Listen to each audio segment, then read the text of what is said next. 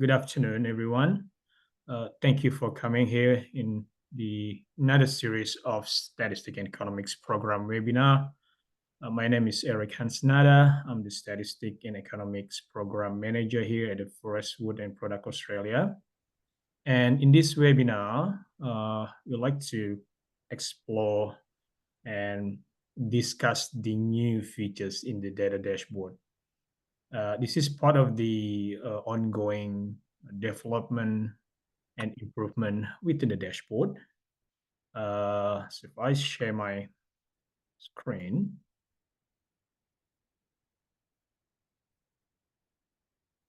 okay.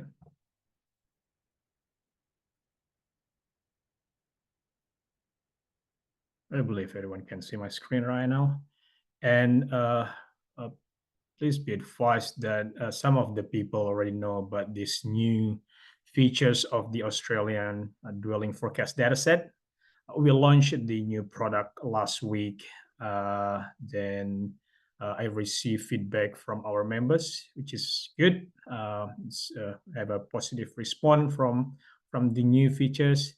But in this webinar, I'd like to a bit more explain the objective, what's the component inside the dwelling forecast dataset, and specifically what methods that we use in this forecast. So as I said before, in the dwelling forecast dataset, we try to incorporate our data of softwood sales volume. I mean, in the dashboard, I think user here, if you're user or if there's any of you, this is the first time you see the dashboard. One of the key data features in the data dashboard is our softwood data series. In this data, you can see the product of structural treated and not treated, and that structural have a strong association to the dwelling activities in Australia.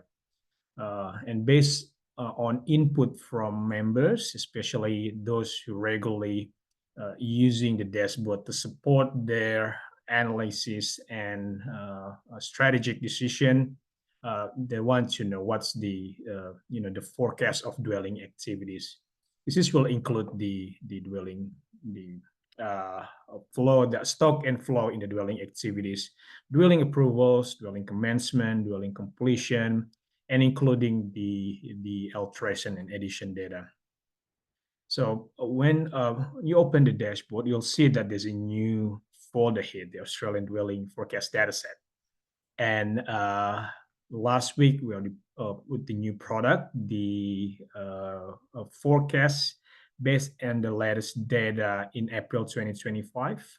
So in April 2025, we have dwelling approval data. We have the quarterly dwelling activities in December 2024. So that's the quarter data. And we use that for the first product here for the forecast. Very easy. I mean that this is the data set. Once you download that file, I mean that this is the page for me as an admin, a bit different, but I think that's similar when you can download the data. It's in Excel spreadsheet, so it's very straightforward. Then you will find that I said before the forecasts of dwelling approval, dwelling commencement, dwelling completion, and the alteration and addition.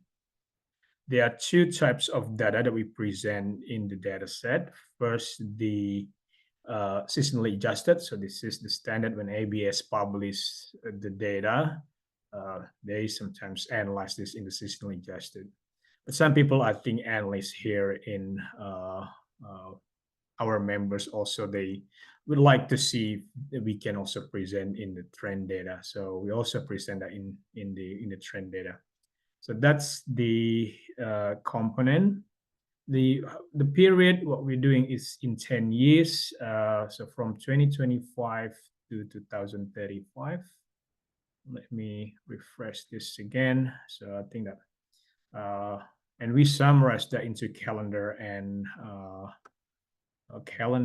and financial year. So for example, what I want here is the dwelling approval. And I think that everyone who have the focus in dwelling activities dwelling approval that based on the local government data. So it's coming from the council, ABS collecting the data, then it's a monthly based data. So it's been primary data. We forecasting in monthly basis, then we summarize that into calendar and financial year. What we see here is in 2025, that's already up until last month, April, so it's been 3 more months, and you can see that's a bit more increase from the previous financial year. For dwelling commands, we're also doing in quarterly basis because the data is coming from the ABS survey. We also summarize that into the financial and calendar year. Same time period from 2025 to 2035. And I think that some people just want to know how that summer the forecast in the next 10 years. Now, as I said before, we're doing this for commencement, completion, including the value of the addition, alteration, and addition value. Same data until 2035. But I think that people in this webinar like to know why this is a bit different with the other, probably another platform who also doing the forecast. I believe that our members, you also have the other forecast from another platform. But what make this in-house forecast bit different? We utilize that the softwood sales volume, but not only the total sales, but also the structural softwood volumes that goes through, most of the product goes through the dwelling activities. What methods? I think that in the dashboard will be transparent. So there's a technical paper, short technical paper. We run this forecast using we're using R, but I implement that using Stata. I think that probably some people know that what's the statistical method platform there. In the paper, it's very short and very straightforward. I summarize what's the method we're using in the forecast, which is we're using vector autoregressive, which is standard FAIR method. But the thing is that far we try to capture multivariate variables. Previously, we've done the forecast, but not incorporating that softwood sales into like a little bit more details there.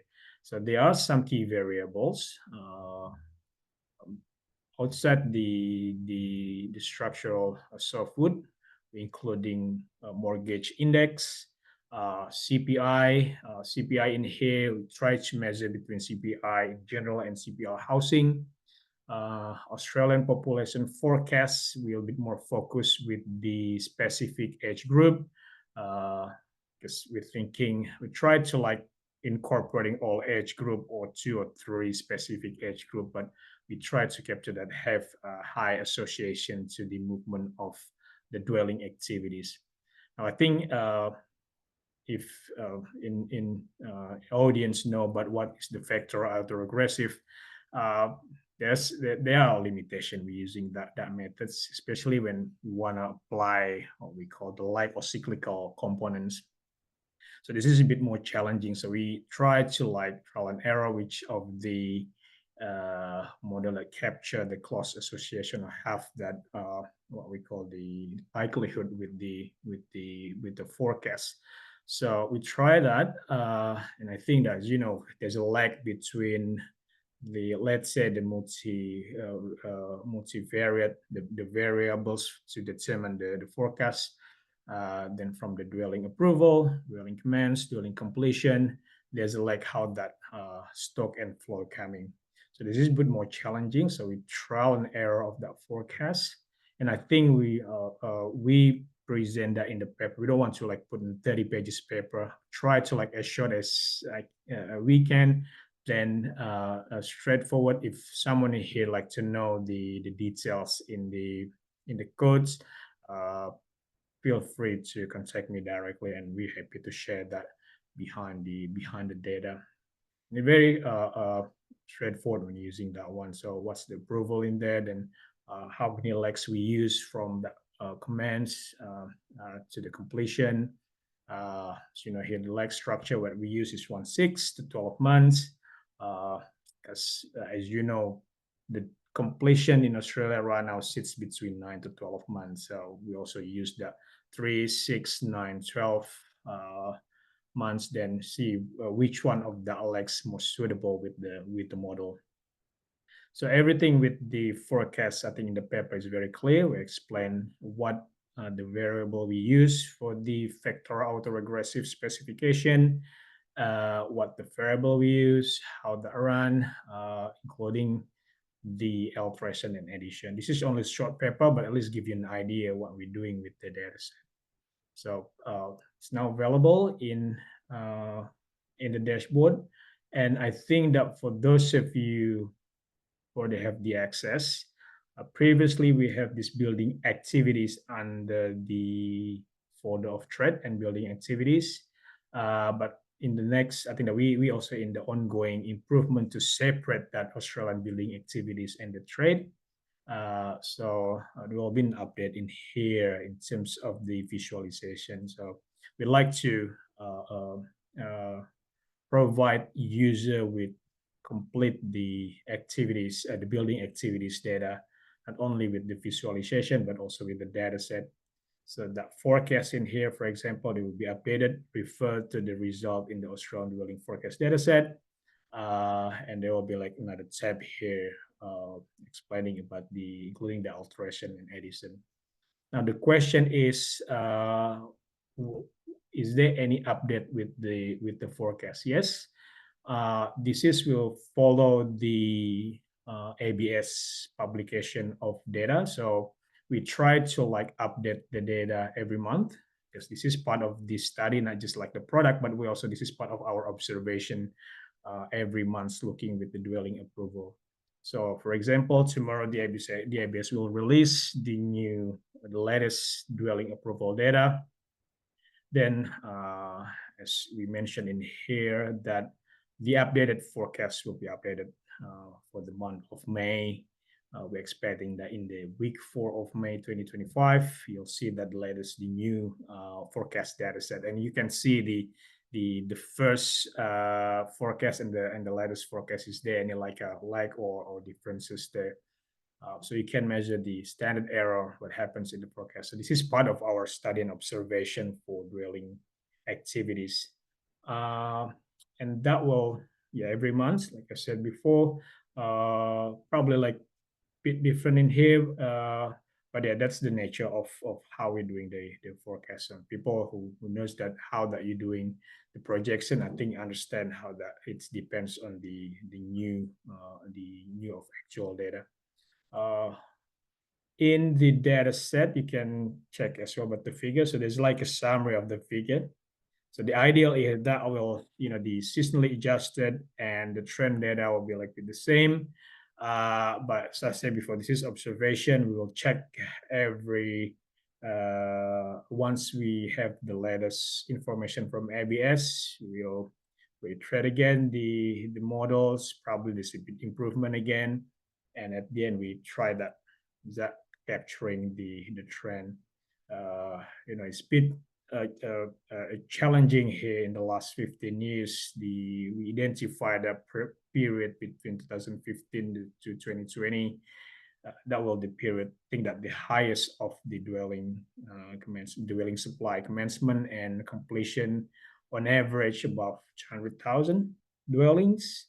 But in the last 5 years, from 21 to 2025, that's significantly dropped to average 273. So this is something that we'd like to capture. Is there any movement after these two external shock?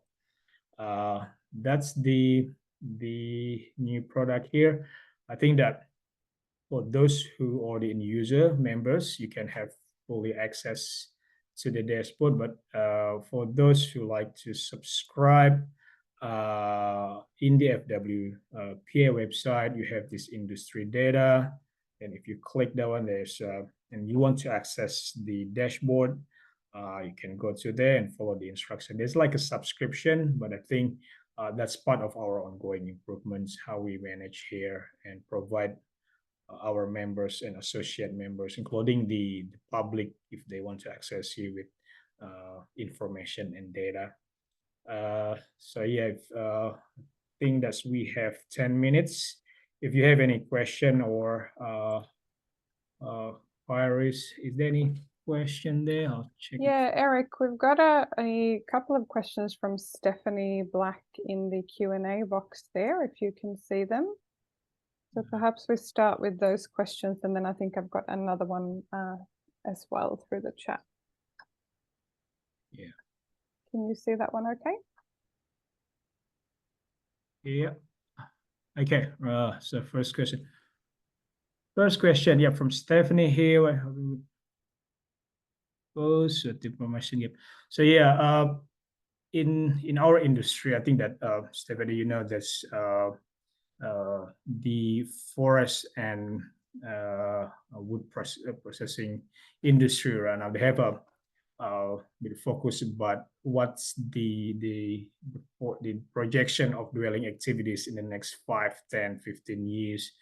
This is the dynamics within the industry, because they like to know. Again, this is for the strategy decision and planning for short and medium term. We know that to increase our housing supply, it will be like a mix between detached dwellings, which is house, then semi-detached, then the multi-units, mid-rise and high-rise. Then we will like a mix of the material as well. So probably will be like there's a penetration from other industry, probably steel or other materials. So they want to know if there's any information to the future to anticipate of the housing supply. So I think that's one of the objective why we provide them with data set. And as I said before, key objective is to include that key variable of softwood sales volume, softwood sales, in particular the structure of timber, that's straight to the construction. Well, it's not all, but at least they have like a high association there. So this is the key objective, and I believe our industry, especially those people doing the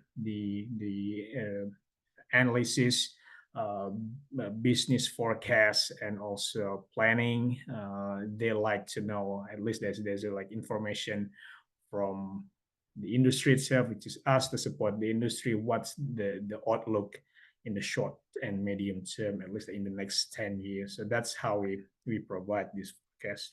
So that's, I hope that answering your question. I think that Stephanie can contact me directly if there's any further queries there.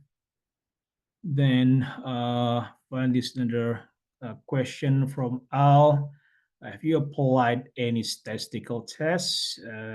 The very technical here, the Dickey Fuller, the Granger causality in your form model to produce robust estimate. Yes, we include the BICCIC as well. So there's like this is a standard. So when you're running a model there, you need to check all that tests after you're doing so to check that is there's any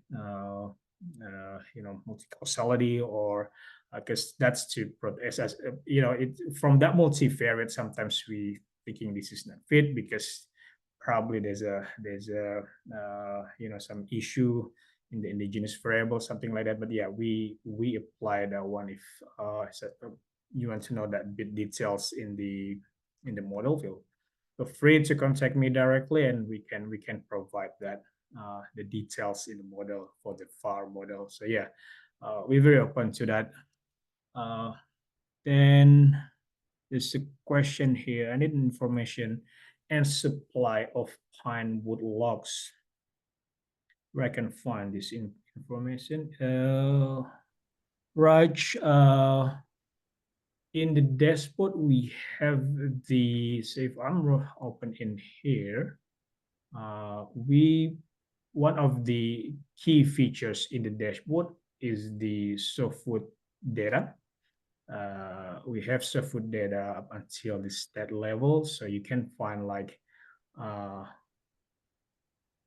softwood sales table in monthly basis from 2002, and that's based on the product classification like appearance, structural, outdoor, then packaging, green, and that's all in the dashboard. Then we also provide the data of softwood prices by state and at national level, and that's all in the dashboard as well. In terms of the softwood price, the weighted average price, we update this every quarter. So this is quarterly data. I think that we have up until the first quarter 2025. So that's based on March. And the second quarter, probably 2 weeks after June, then we can update the new one, the quarter 2 2025. But I think that, because you said the pine wood, so that's, I think that's softwood. And supplier, in terms of supply, this is the industry data. So it's overall from our members' data.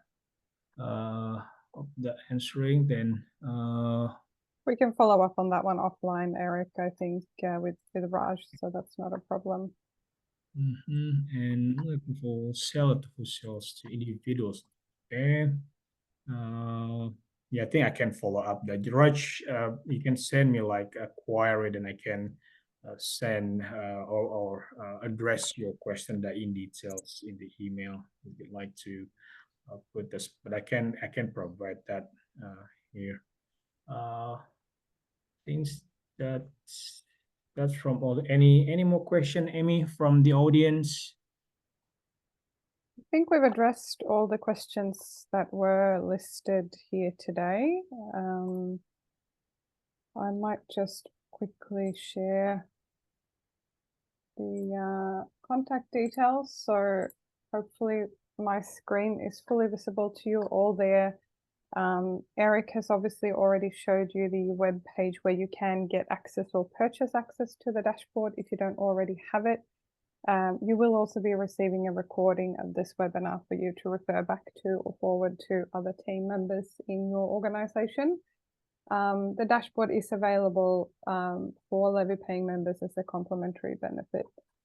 And for any questions, whether it's about access or anything else, you can email Eric and our team directly via dashboard@fwpa.com.au.